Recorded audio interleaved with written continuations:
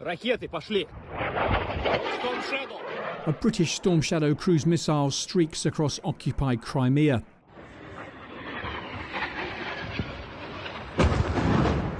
And this was the headquarters of Russia's Black Sea Fleet at Sevastopol as a Storm Shadow struck. Kyiv now claims the fleet commander, Admiral Viktor Sokolov, was killed in the attack. So far, there's been no comment from Moscow. Across Ukraine, there's two battles going on. A fierce ground conflict centred in the south, around Verbove and Robotyne, where Ukrainian troops have managed to breach Russian defences, and an increasingly active missile war.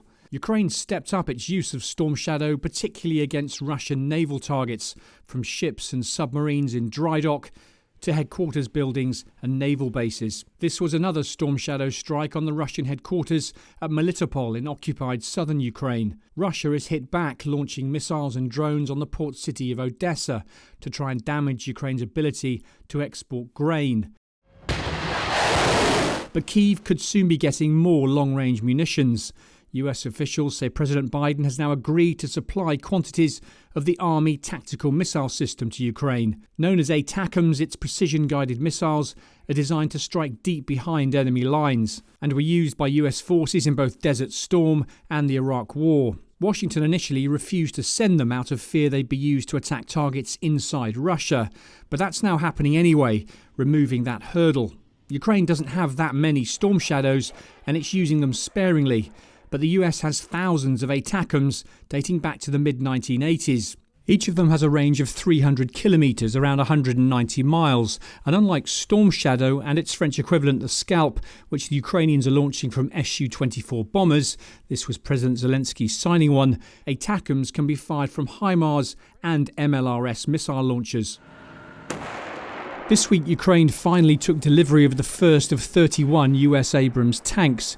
Ukrainian crews have been training on the jet-powered Abrams at Grafenwehr in Germany.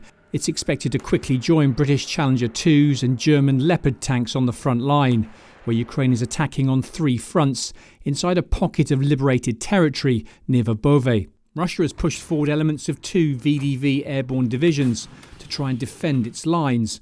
But Ukraine has also managed to tie up large numbers of VDV paratroopers around Bakhmut and Avdiivka.